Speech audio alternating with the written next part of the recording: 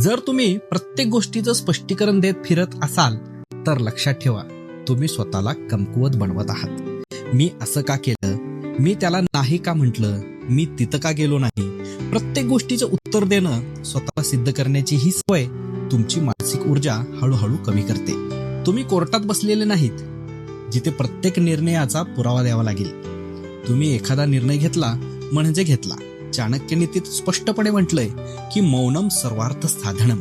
म्हणजे काय तर मौन अनेक समस्यांवर उपाय असतो. जेव्हा तुम्ही शांत राहता तेव्हा तुम्ही मजबूत दिसता.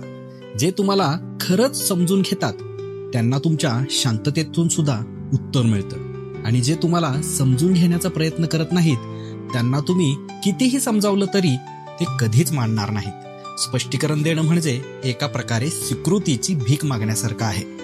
आणि जेव्हा लोकांना कळतं की तुम्ही स्पष्टीकरण देता तेव्हा ते तुम्हाला पुन्हा पुन्हा पारखू लागतात. आजपासून स्वतःला एक सवय लावा, ज्या गोष्टी समजून सांगण्यालायक नाही तिथे शांत राहा. स्मित हास्य देऊन पुढे जा. वेळ स्वतःहून सांगेल की तुम्ही बरोबर होता की चुकीचं.